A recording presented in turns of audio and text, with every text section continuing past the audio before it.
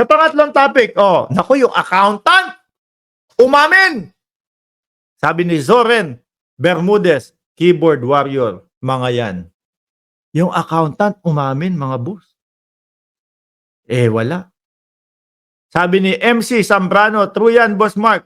Nisigaw, not allowed. Ito, maganda ho tong maganda ho tong pakinggan, mga bossing. Kasi ang gustong gawin, nung accountant, mali yung sinasabi mo, padwano, ganito, ganyan. Nagpanting din ho ang galing sa inyo tong mga impormasyon na to, tapos sasabihin mo, mali ako. Pakinggan ho natin, mga boss. She never bothered to check the authenticity, the correctness of such liquidation report, Mr. Chairman. Kumbaga parang wala lang. O sige, perma ng perma. Kung tama ba yung pinipirmahan, kung okay ba yung pinipirmahan. Okay lang. Sige, perma. Bakit? Baka nga baka kasi merong, magkano ba yun dito? 25,000?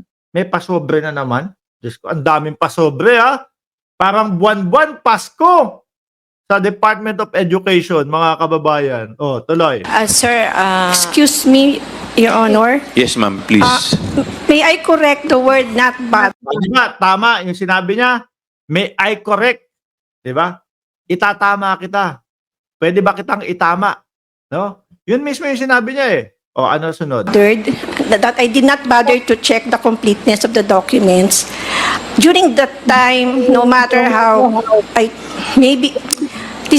Alam niyo po, si Madam, bandang huli, mangiyak-ngiyak na din Sabi tuloy, naaawa ka din pala, frozen zone. Medyo naawa din ako kay Ma'am Accountant. Kaso naman si Tita, wagas makapirma.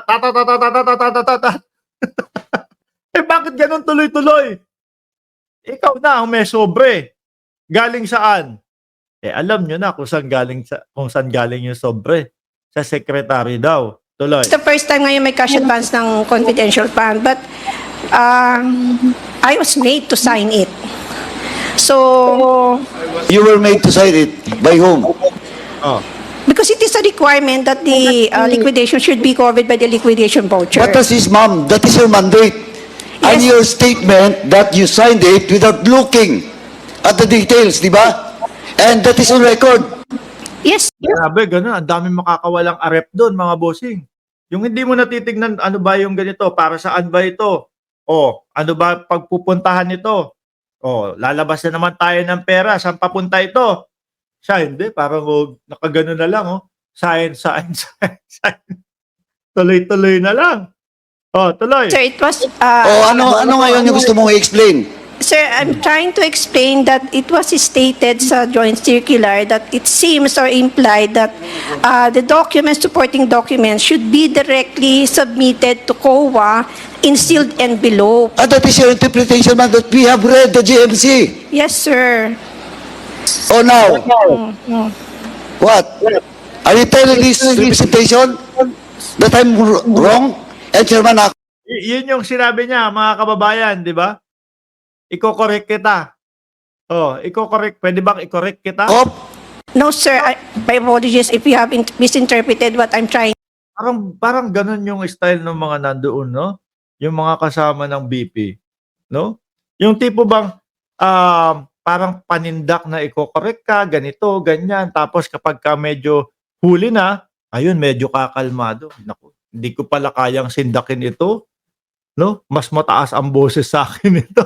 To explain. no, I did not misinterpreted you. You're telling me that my statement is not correct. No, sir, I'm not saying, I'm sorry po, I'm sorry, Your Honor, but I'm trying to explain on why I signed that liquidation. Tell you to sign the document. Are you forced to sign the document? Not really forced, but I was... Pero yung mga talagang tao na dapat nandito, mga sumasagot dapat, mga kababayan, wala dito. Nasaan na kaya sila? Puro wala dito, mga bossing, no? Mga absent po. Siguro sa susunod yan, mga may warrant of arrest na yan. Not really. I was requested to sign the document. Oh, you signed the document, but you never bothered to read this mandate of yours? Ma'am, who ordered you to sign the document? Kas advance yun. Sino daw ang nag-order na isign yung dokumento na yon? Sino daw? Pwede siya, hindi pa. Who ordered you to sign the document? Not Expedition. not really ordered, but I was requested by, Yes, who requested you to sign the document?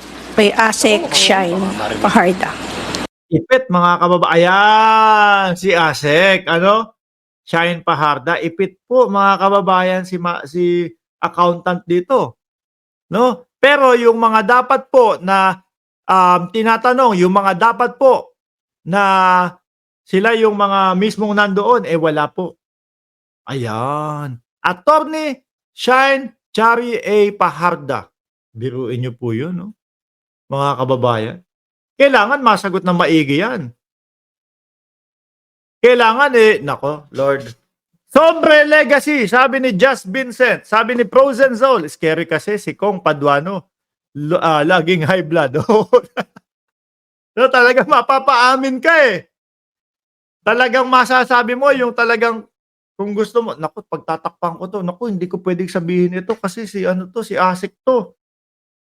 Kapag si Paduano, kung sino man yung nagtanong na yon, sino nagpapirma sa iyo? O sino yung nag-request? Si Asek Sunshine Chari Paharda. Aba. Mga bossing, yung pinag-uusapan po natin, yung confidential funds. Sa confidential funds po, kamukha ni Harry Roque, sabi ni Arvin, sa confidential funds po, mga kababayan, meron din po sila dyan na iba't ibang mga, asan ba yan? Iba't ibang mga, wait lang. Resibo. Ayan. Ang daming resibo, mga bossing. So, ang tanong po dito, mga kababayan, yung ibang resibo po, halos 158 na resibo, iisa yung pumipirma, sinasabi nila di umano.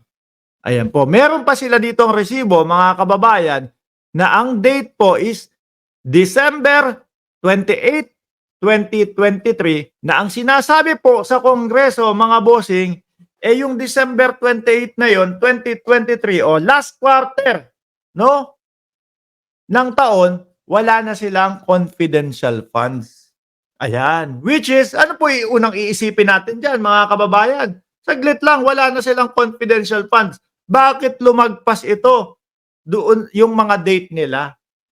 No? Sabi ni Frozen Soul, legit na ports. Dati, naka-resibo lang.